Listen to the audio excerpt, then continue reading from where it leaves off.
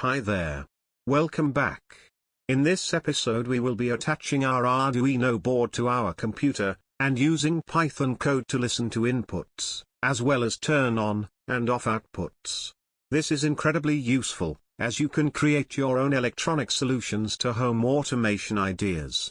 If you are not familiar with Arduino hardware or software, then there is a whole series of tutorials for beginners on the Techmoto channel. A link is in the description. You can use any Arduino board for this task. I will be using an Arduino Uno. For information on which board to buy, how to download software, or how to use the Arduino, see this playlist. The first thing to do is to plug in your Arduino board, set up the right port on the Arduino IDE. You can then set up a simple hardware switch input and a simple LED output. Links for how to set up both of these are in the description. Take note of which I/O pin you are using for each. The next thing to do is to open up the standard Pyfirmata sketch from the examples drop-down list. Upload this to your Arduino board, as you would any other sketch. The Arduino is now ready to be called on by your Python code. Next, you need to download and install the Pyfirmata library for Python. Go to your command prompt, and type pip install Pyfirmata. OK. Now we can add some code to Jarvis to ask him to control our Arduino. First, we need to add the Pyfirmata library by importing it into the program. Next, you need to know the name of the USB port that you plugged the Arduino into. You can tell what this is in the Arduino IDE. Now that we know this, we can add a new command. Board equals pyfirmata.arduino.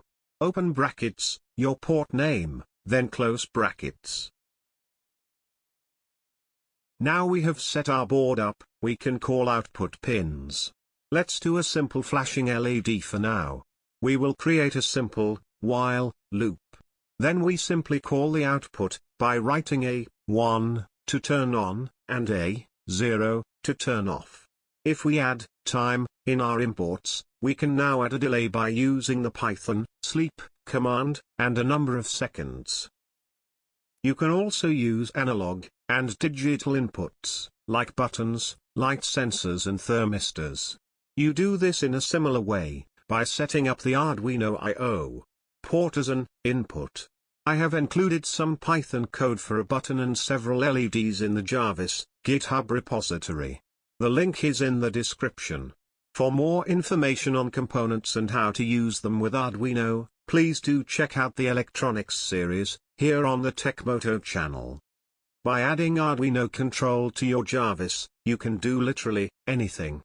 Know when doors are opened, sense movement, get data from a custom weather station, light up mood lighting, or control light sequences.